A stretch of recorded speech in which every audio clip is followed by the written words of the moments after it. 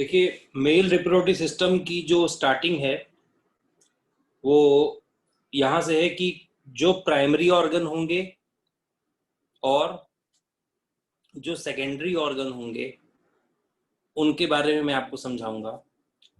मैं अच्छा एक चीज आपसे पूछना चाहता हूँ कि एक ही मिनट रुकना जरा। ये मेल रिप्रोडक्टिव सिस्टम के डायग्राम में जो मेन जो इम्पोर्टेंट जो सिस्टम है वो क्या है, टेस्टिस के बारे में समझेंगे। ये स्क्रोटल है, स्क्रोटल या स्क्रोटम कहते हैं इसको, स्क्रोटम सैक। इसमें टेस्टिस पाए जाते हैं, यानी कि इस एब्डोमिनल कैविटी से टेस्टिस जो होते हैं बाहर की तरफ होते हैं। And why they are located outside, I think you already know that they required less temperature. How much less? 2 to 3 degree less temperature from the body, यानी कि एब्डोमिनल कैविटी का 37 डिग्री सेल्सियस रहता है टेम्परेचर। टेस्टिस के अंदर something around 36 या 35 के आसपास चाहिए। ठीक है। हाँ सर। अब इसमें जो है टेस्टिस जो है वो समझा देते हैं। टेस्टिस का स्ट्रक्चर देखिए, ये ऐसा ओवल शेप का होता है। टेस्टिस के अंदर क्या होते हैं जो स्पर्म बनाते हैं, मैं वो आपको बता देता हूँ। टेस्टिस के अंदर छोटी छोटी सी ऐसी ये डक्ट जैसी ट्यूब होती है, ये मैं आपको यहाँ पर दिखा रहा हूँ। ये जैसे येलो वाला ये हो गया, इसके भी अंदर छोटा सा यहाँ पे एक हल्का सा ऐसा होगा, यानी कि वो कुछ ऐसे दिखाई देगा आपको। So it will be known as seminiferous.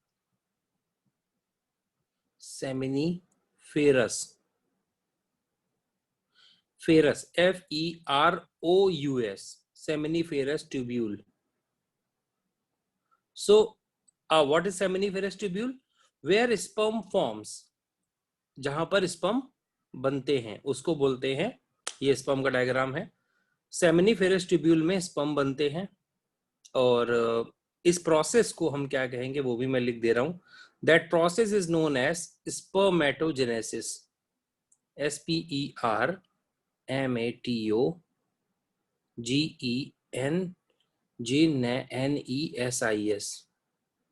Spermatogenesis. और ये मैंने आपको बताया था कि जब प्यूबर्टी आ जाती है तो स्पर्म के मान के चलो पहले वाली सेल्स तो होती हैं, बट वो डेवलप्ड नहीं होती, मैच्योर नहीं होती हैं। स्पर्मेटोजेनेसिस प्यूबर्टी के ही टाइम से स्टार्ट होती है, ये आप याद रखिएगा। चलिए अब आगे बढ़ते हैं। Again will study about the testis. Testis के अंदर ये जो आप ऊपर जो एक ऐसे क्वाइल्ड स्ट्रक्चर ऊपर वाला देख रहे हैं, इस स्ट्रक्चर को एपिडिडाइमस कहते हैं। थोड़ा सा क्वाइल्ड स्ट्रक्चर, मैं इसको अलग कलर से कर देता हूँ। दैट ये जो ऊपर का थोड़ा क्वाइल्ड स्ट्रक्चर दिख रहा है आपको, दैट इज नोन एज एपिडाइमस। एपिडाइमस का काम क्या होता है? स्पर्म को टेम्पररली स्टोर करना और मैच्योर करना।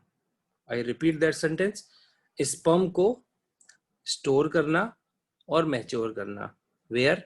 इन the epididymis, that sperm are stored and mature.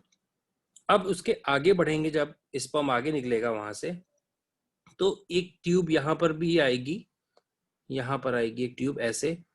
थोड़ा सा कनेक्शन होता है, ये मान के चलो एपिडिडाइमस और वैस डिफरेंस, इसके बाद आने वाली वैस डिफरेंस, ये वैस डिफरेंस है और ये एपिडिडाइमस है। मतलब दोनों के बीच में एक अलग, यहाँ पर मैं आपको उसको येलो करके दिखाता हूँ, एक अलग कनेक्शन होता है।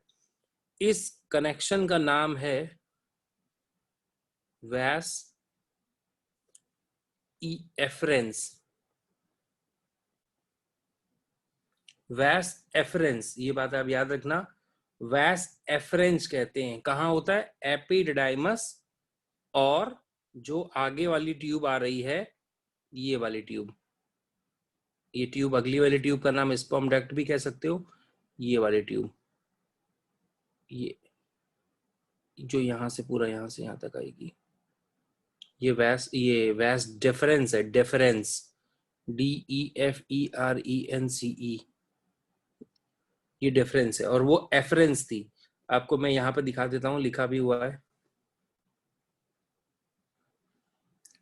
यहाँ पर एपिडाइमस के बाद देखिएगा ये लिखा हुआ है vas efferentia, a long coiled tube. ये एपिडाइमस के लिए मैं पढ़ रहा हूँ। A long coiled tube, the head of epididymis is connected with the vas efferentia. एक साइड से, मतलब कि वास एफरेंशिया एपिडाइमस से एक तरफ से जुड़ी होती है। उसके बाद of the testis and the tail is connected with the vas deferens, मतलब वास एफरेंशिया बीच में है, एक तरफ एपिडाइमस है, एक तरफ वास डिफरेंस है। ये आपको समझ में आ गया होगा। और चलिए इसके बारे में अब अंदर समझते हैं चल के यहाँ पे। सर तो जो ये ट्यूब आपको रेड वाली ट्यूब दिख रही है, ये जो ऊपर की ये ट्यूब येलो, ये जो मैंने येलो मार्क किया, इसको बोलते हैं स्पर्म डक्ट या वास डिफरेंस। डिफरेंस कंफ्यूज मत होना, एफरेंस और डिफरेंस में काफी फर्क है, ठीक है ना। अब ये स्पर्म इसमें से ट्रेवल करते हुए आगे को आएंगे, मतलब नीचे से ऊपर की तरफ आ रहे हैं, ऐसे ऐसे। अब एक प्रॉब्लम है, अगर ये स्पर्म यहां से आगे निकल गए तो एक प्रॉब्लम ये हो जाएगी कि यहाँ ये यूरिनरी ब्लैडर आपको दिख रहा है, और ये यूरिनरी ब्लैडर में क्या होगा, अंदर यूरिन स्टोर होता है, और ये यूरिन यहाँ से ऐसे इधर को आता रहता है। मतलब दिन में यूरिन तो होता ही है, यूरिन फ्रिक्वेंटली। तो उस वजह से सपोज अगर इधर से स्पर्म भी आ गए, मतलब दोनों सेम टाइम पे तो नहीं आते, पर जैसे कि ये यूरिन यहाँ से पास होता है दिन में, तो इस जगह पर यूरिन के ट्रेस पार्टिकल रह जाते हैं। यूरिन के ट्रेस पार्टिकल यहाँ पर रहते हैं, ये बात आप याद रखना। अब जैसे कि उसमें अमोनिया, यूरिया, यूरिक एसिड वगैरह हार्मफुल सब्सटेंस पाया जाता है, उससे क्या होगा, हमारे स्पर्म्स पर काफी बैड इफेक्ट पड़ सकता है, मतलब वो मर सकते हैं। तो उससे उसको बचाने के लिए क्या करना पड़ेगा कि ये एक आपको यहाँ पर एक अलग से एक ग्लैंड दिख रही है, ये इस ग्लैंड का नाम है सेमिनल वेसिकल। ये यहाँ पे दिख रही है आपको, ये सेमिनल वेसिकल। ये यहाँ से एक लिक्विड सेक्रेट करेगी, और वो लिक्विड क्या होगा, इस रास्ते में आ जाएगा, यहाँ पे आ जाएगा। देखो मैं येलो वाले को पूरी तरह से ढक दे रहा हूँ, जान ये वही चीज हो रही है जो इस लिक्विड ने किया है, कोटिंग कर रहा है एक तरीके से, उसकी कोटिंग कर देगा यहाँ से। और मतलब पूरी आगे तक तो कोटिंग नहीं करेगा, थोड़ा सा पीछे आ जाते हैं, रुक जाइए, बस इतनी जगह तक रखते हैं कोटिंग, यहाँ तक करता है कोटिंग वो। और साथ ही साथ क्या करेगा कि स्पर्म को, जैसे मैं आपको साइड में दिखा रहा हूँ, जैसे ये देखिएगा ये स्पर्म है, और उसको चारों तरफ से इस लिक्विड से कोट कर दिया गया है, ढक दिया गया है। तो अब क्या होगा, वो डैमेज नहीं हो पाएगा। वो एक वाइट सेमिनल वेसिकल जो एक लिक्विड रिलीज करती है, उस लिक्विड का नाम मैं बता देता हूँ, उसका नाम है सेमिनल फ्लूइड। बहुत आसान नाम है क्योंकि उसी ग्लैंड से ही नाम पड़ेगा उसका, seminal fluid, very easy name. अब सेमिनल फ्लूइड क्या करता है, ये सेमिनल फ्लूइड है और इसके अंदर स्पर्म कैप्चर्ड हो गया है, तो एक तरीके से प्रोटेक्शन का काम कर रहा है। तो मैं लिख रहा हूं यहाँ पे, प्रोटेक्ट करेगा स्पर्म को, दूसरा काम न्यूट्रिशन भी देगा उसको, तीसरा काम उसको मोबिलिटी भी देगा, मतलब उसको मूव कराने में भी आसानी हो जाएगी, क्योंकि वो थोड़ा सा स्टिकी या स्लिपरी जैसा होगा, विस्कस यू कैन से, थोड़ा सा, मतलब इतना भी ज्यादा थिक नहीं होगा, पर थोड़ा सा कंसिस्टेंसी होती है उसकी उस तरीके की। तो ये सेमिनल फ्लूइड का काम पहला मैंने आपको समझाया, सेमिनल फ्लूइड। ऊपर मैंने यहाँ काम लिख दिया है, ये वीडियो रिकॉर्डिंग भी हो रही है, ये मैं डाल दूंगा गूगल क्लासरूम में, और वहां से इसको देख सकते हैं बाद में भी। और अब आगे बढ़ते हैं। अब देखो, ये तो एक तो लिक्विड ये था, अब एक एक्स्ट्रा प्रोटेक्शन के लिए एक और काम किया जा रहा है। आपको यहाँ पर एक ग्लैंड दिख रही है, ये वाली ग्लैंड, जो ये प्रोस्टेट ग्लैंड के नाम से बुलाई जा रही है, ये है, एक ही है ये प्रोस्टेट ग्लैंड सिंगल होती है, याद रखिएगा, प्रोस्टेट ग्लैंड सिंगल होती है, बाकी सब डबल डबल होती हैं।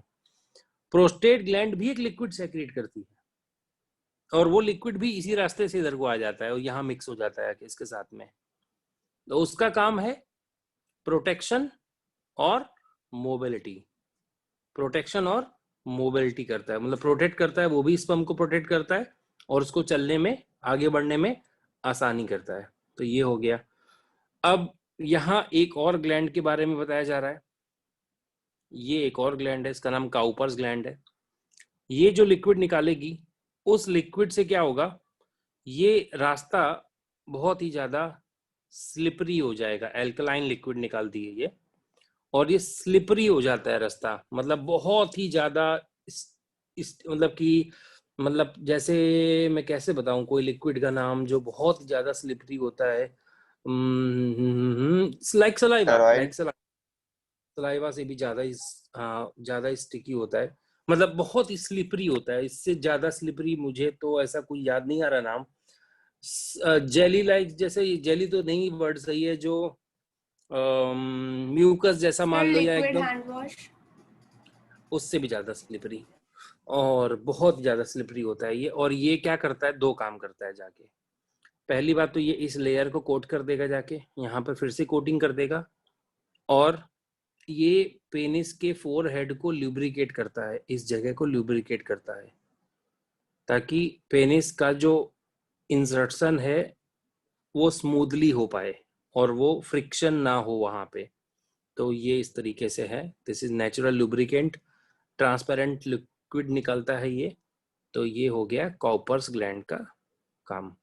फिर पेनिस, पेनिस में कोई भी बोनलेस ऑर्गन है ये, बोन नहीं होती इसमें, बट ब्लड के फ्लो, जो ब्लड अंदर जाता है उसके फ्लो को मेंटेन किया जाता है। मतलब ब्लड जिस प्रेशर से अंदर जाता है, उस प्रेशर से ब्लड को बाहर निकलने नहीं दिया जाता है, रोक, हल्का हल्का सा रोकते हैं यहाँ पे, ऑब्स्टेकल लगाते हैं यहाँ पे, ताकि वेन से ब्लड ज्यादा बाहर ना निकल पाए। थोड़ा थोड़ा सा प्रेशर, उससे प्रेशर क्रिएट होता है पेनिस के अंदर, और वो इरेक्ट कंडीशन में आता है। उसके बाद यूरेथ्रा एक कॉमन ट्यूब है जो दोनों काम में, इसको यूरिनो जेनाइटल डक्ट भी कहते हैं, याद रखना। Sperm, sorry, urethra is also known as urinogenital duct, क्योंकि यहाँ से यूरिन भी आता है और ये आपका स्पर्म और यूरिन दोनों पास होते हैं। दोनों एक साथ नहीं पास हो सकते, ये भी आप याद रखना।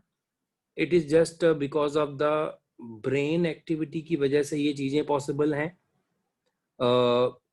जो जो मतलब यूरिन आती है वो भी हमारे ब्रेन के इन रिफ्लेक्ट इनवॉलंटरी एक्शन की वजह से आती है, और जो स्पर्म आते हैं दोनों ही इनवॉलंटरी एक्शन है। बट दोनों का जो टाइमिंग है वो एक नहीं हो सकता, क्योंकि during copulation, copulation is a biological word of doing mating process. So in this process, a brain trigger a different kind of signal to the brain, oh sorry, to the organ. So only sperm will come out. But in the urination, this also create a different kind of signal. So it will trigger only the urinary bladder only. तो दोनों का अलग अलग system होता है इस तरीके से।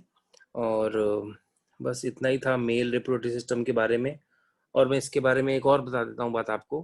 कोई पूछेगा कि अगर ये जो डक्ट जा रही है, ये वैस डिफरेंस या जो स्पर्म डक्ट जा रही है, ये इतना घूम के ऊपर से क्यों जा रही है नीचे की तरफ को, ये यहीं से क्यों नहीं चली गई शॉर्टकट, ऊपर से क्यों गई यूरिनरी ब्लैडर के घूम के? तो उसका सिंपल सा लॉजिक है कि जितना ऊपर जाएगा उतना फोर्स से नीचे आएगा। जैसे कि पानी की टंकी हमारे घर के ऊपर रखी जाती है, जो मतलब हमने अपने सबसे टेरेस पे टंकी लगा रखी है, ताकि पानी चढ़ाना तो पड़े हमको प्रेशर लगा के, पर जब उतारना होगा तो फिर हमको मोटर की जरूरत नहीं पड़ेगी, वो फिर ग्रेविटी की मदद से पानी से अपने आप नीचे आ जाएगा। तो कुछ उसी तरीके से ये हो रहा है यहाँ पे। और स्पर्म के बारे में जान लीजिए। स्पर्म का स्ट्रक्चर, स्पर्म एक सेल है जिसमें ये जो ऊपर का जो पार्ट है ये कहलाता है हेड। उसके बाद में यहाँ छोटा सा इसके पास यहाँ पे नेक होती है। फिर ये मिडिल पीस, ये मिडिल पीस अलग कलर से बनाते हैं तो अच्छा रहेगा, मिडिल पीस और टेल। तो जो मूवमेंट होता है वो टेल की वजह से होता है स्पर्म के अंदर।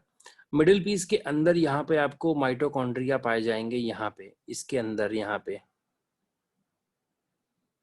और वही एनर्जी जनरेट करते हैं ताकि टेल जो है फ्लिप लाइक मूवमेंट कर सके। फ्लिप लाइक बहुत तेजी से फ्लिपिंग मूवमेंट करता है। हेड के ऊपर का जो पार्ट होता है यहाँ पे, that part contains some enzymes जो ओवम को पेनिट्रेट कर पाएंगे और लॉक एंड की वाला सिस्टम मेंटेन हो पाता है वहां पे। So this part is known as acrosome and it have some enzymes. यहाँ पर एंजाइम्स होंगे और एंजाइम्स का नाम लिख देता हूं मैं यहाँ पे। कोरोना नहीं, वो कोरोना नहीं जो आप लोग सोच रहे हैं। कोरोना रेडिएटा पेनिट्रेटिंग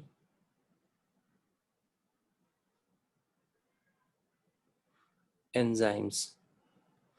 ओवम की जो ऊपर की लेयर है उसको बोलते हैं कोरोना रेडिएटा। याद रखना जो मैं नाम ले रहा हूँ। हाँ, ये नाम आपके बोर्ड एग्जाम में नहीं आएंगे। ओवम के ऊपर की, अगर मैंने स्पर्म वर्ड यूज किया हो तो गलत है वो। ओवम के ऊपर की लेयर को कोरोना रेडिएटा कहते हैं। याद रखना, ओवम डबल लेयर होता है। ओवम डबल लेयर होता है। Repeat this word again. Ovum double layer membrane का बना होता है। बाहर की लेयर को बोलते हैं कोरोना रेडिएटा। मैं आपको यहाँ बता देता हूँ।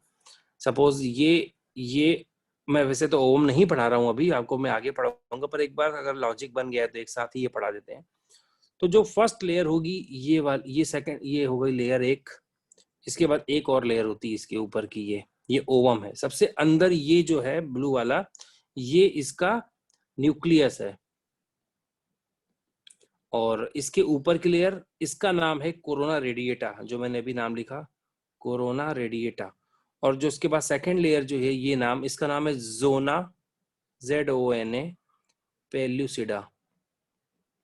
पेल्यूसिडा, ये थोड़ा 12th लेवल की बात मैंने बताई है आपको। 12th लेवल पे आता है ये डायग्राम कि ओवम की जो लेयर होती हैं उनके नाम बताइए। तो ये मतलब एक जस्ट ऑफ इंफॉर्मेशन टॉपिक था आपके लिए, तो मैंने ये बता दिया आपको ओवम के बारे में, स्पर्म के बारे में। स्पर्म की जो लाइफ टाइम है वो 24 आवर से लेके 48 आवर के बीच में एक्टिव लाइफ मानी जाती है। ये आप याद रखना स्पर्म की। और स्पर्म का पूरा पार्ट अंदर नहीं जाता है, जो न्यूक्लियस का पार्ट होगा इसके अंदर केवल वही जाएगा। ये ऊपर की लेयर यहाँ से निकल जाती है, ये लेयर निकल जाती है, ये हट जाएगा यहाँ से, मतलब ये भी हट जाएगा यहाँ से। ये पूरा जो है, ये ब्लैक लेयर ऐसे ओपन हो जाएगी, ऐसे खुल जाएगी, बीच वाली लेयर हट जाएगी, ये कुछ नहीं रहेगा वहां पे। और वो सीधे अपना न्यूक्लियस उसके अंदर इंजेक्ट कर देता है। बस दैट्स इट, इतना ही काम होता है इसके अंदर। और हेड ऑफ पेनिस और ये सब कुछ चीजें। हाँ, यहाँ एक दो बातें याद रखना कि सीमेन किसको बोलते हैं। सीमेन में क्या आता है, स्पर्म और सेक्रीशन ऑफ एक्सेसरी ग्लैंड, जिसमें कॉपर्स ग्लैंड और प्रोस्टेट ग्लैंड के लिक्विड को हम ये कहते हैं। और कॉपर, अब बाकी ग्लैंड्स के बारे में पढ़ लो, अब मैं तो पढ़ा ही दिया वैसे भी। सेमिनल फ्लूइड रिलीज करती है, gland provide nourishment to mobility to sperm. Seminal vesicle are also store the sperm, थोड़े से, है ना। काउपर्स ग्लैंड क्या काम क्या है, वो लुब्रिकेट करने का काम करेगी, लुब्रिकेशन का काम यहाँ पे करेगी। Prostate gland present near the lower part of bladder, secretion of this gland keep the sperm active and mobile. वो भी आपको समझ में आ गया होगा। और उसके बाद तो खैर फीमेल रिप्रोडक्टिव सिस्टम स्टार्ट होगा। तो बस ये यहीं तक था मेल वाला। इसमें कोई डाउट्स हो तो आप मुझसे पूछिए। देखिए, ये नेक्स्ट टॉपिक है फीमेल रिप्रोडक्टिव सिस्टम के बारे में। जैसे प्यूबर्टी के बाद इनमें भी वही सब सिस्टम है, फॉर्मेशन ऑफ ओवम स्टार्ट हो जाता है। तो मैं वो आपको समझाने जा रहा हूँ। मेन ऑर्गन से पहले मैं स्टार्ट करूंगा आपको इसके लिए, ओवरी। यहाँ पर जो ओवरी के बारे में बता रहे हैं नंबर 1, इसके बारे में ही मैं आपको समझाऊंगा। तो मैं एक काम करता हूँ, आपको यहाँ पर इसका डायग्राम अलग से बना के दिखाता हूँ आपको।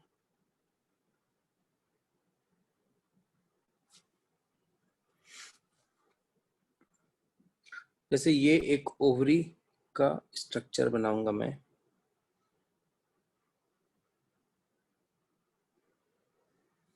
इसके अंदर यहाँ पर बहुत सारे छोटे छोटे से स्ट्रक्चर्स पाए जाते हैं, क्लस्टर्स ऑफ, ऐसे ये। अब इनमें से कोई एक, इन्हें बोलते हैं फॉलिकल्स, याद रखना। They are known as follicles. CLE ही है वो, याद रखना, फॉलिकल है वो, फॉलिकल। फॉलिकल्स बहुत, डी नहीं है, इसको कंफ्यूज मत होना, यहाँ ये डी नहीं लिखा है मैंने, CLES, फॉलिकल्स। अब इनमें से कोई एक मैच्योर होने के लिए आगे बढ़ता है, तो वो ऐसे यहाँ पे दिखाऊंगा मैं, ये आ गया मैच्योर होने के लिए। अब ये लगातार डिवाइड होगा, बार बार डिवाइड होता जाएगा और डेवलप करेगा, और बीच में उसके एक सेल डेवलप करेगी, बीच में एक, और उसके चारों तरफ कुछ ऐसे सेल्स और पाई जाएंगी, और ये ऐसे क्लस्टर ऐसे मैच्योर होता चला जाएगा।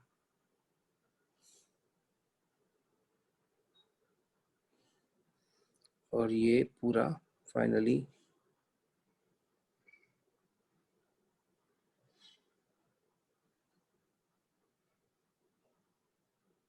ये, अब ये क्या करेगा कि इसका नाम है, that structure is known as